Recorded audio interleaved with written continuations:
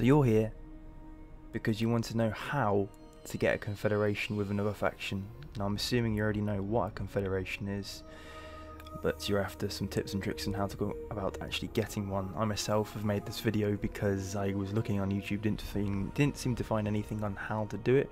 Found loads of videos on what a confederation was, but not how actually to go about doing it. So without further ado, it's all about manipulating a faction's attitude towards you, how they feel. I'll give you an example. So let's go into the diplomacy screen and let's take a look at some of our neighbouring factions. Let's have a look at Marienburg. Oh yeah, well, Marienburg has done really well on this particular campaign. They've got all of this land. It's mainly just because I was raising stuff, but yeah, they're a big faction. It would be very nice, you know, just to simply confederate with them, absorb their lands, and that will be mine, rather than having to siege every single town. Probably it might even be quicker if I just do it this way. Just join, have them join my ranks. So here are some things you can do to improve another faction, how another faction feels about you.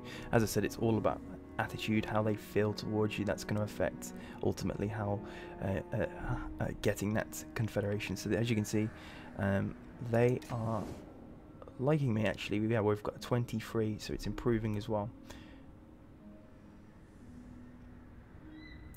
Yep, so as you can see, they approve of treaties with Marienburg, so I'll go into that. We are currently... Approach and make your offer. We currently have a non-aggressive pact with them. We've promised not to attack them. Also, I'll go into this. They approve of military actions against the Jagged Horn tribe, right? So that's another thing. That's one of the game mechanics in this game. Things like going to war against their enemies, right? They'll have, just at the very start of the game on turn 1, they will have factions that they just don't like, that they have prejudices towards. Good example would be dwarves hate the undead. So of course, if you start a war with the undead, the dwarves are going to suddenly like you more. So, and that's pretty much what you see in there on the right hand side. Here are actions against Jagged Horn tribe. So one good way to improve the relationship, to get that confederation, obviously the happier they are with you, the more likely they are to join this confederation.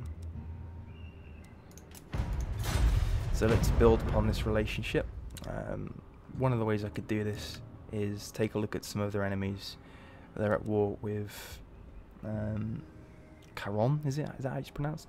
I could offer to join war against this faction, and then the more damage I deal to that faction, the more they'll like me. So it's a nice way of improving that relationship, actually offering to join their enemies for free, and the more damage you deal to them. Let's have a look at the Jagged Horn tribe. So military actions against the Jagged Horn tribe. Also, though, past war has counted as well. So nothing recent, but in the past I've had, you know, little scuffs and battles with them. Also hero actions against the Jagged Horn tribe, just using your captains, your priests, that sort of thing, just to mess with the armies and the heroes. That's a good way of doing it then, just joining a war against a faction they don't like. That will quickly improve relationship. But there are other ways as well you can improve this. It's all about improving the relationship. That's how you get that confederation. Another way of doing this as well at the start that helps is just giving them gifts, just giving them money, free money. They'll always accept it, and they'll improve the rating depending on how much gold you give them. Another good way to do this as well was treaties. Now I covered that earlier. So treaties are things like non-aggression pacts, all the things at the top here, military access, defensive alliance. They snowball, which is good. So the more of these you have, the more easy it is to get the rest of them. Okay, because the more of these you have, the more they'll like you, and the more they'll like you, the more willing they'll be to say yes, do this as well. That's what it's all about.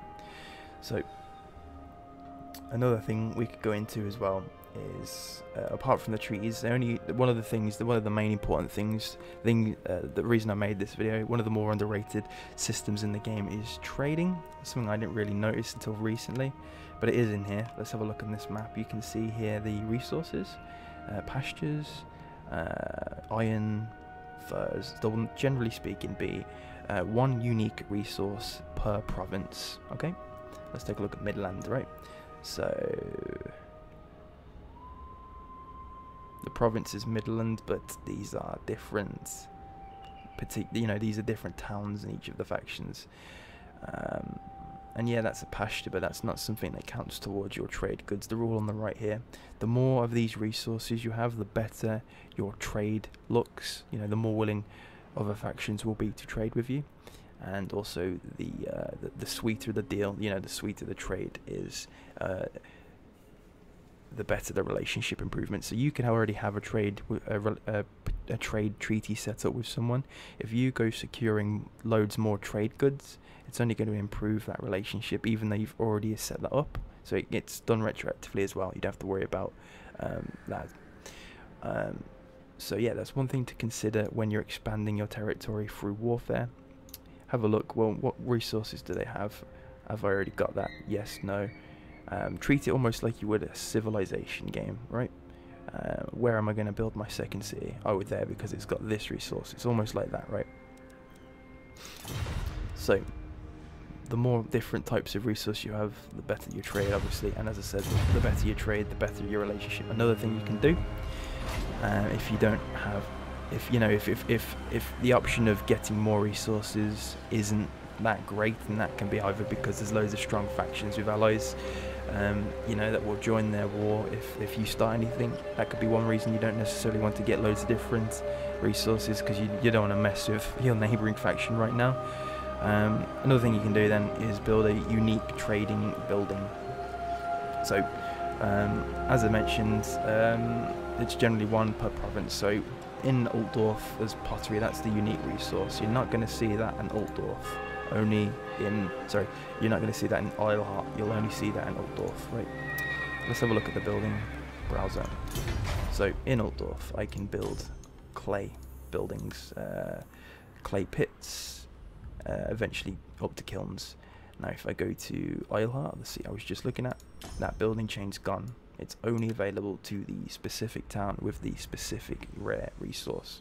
So I would always recommend building that unique building chain in that town, because it's the only place you'll be able to build it, only in that town.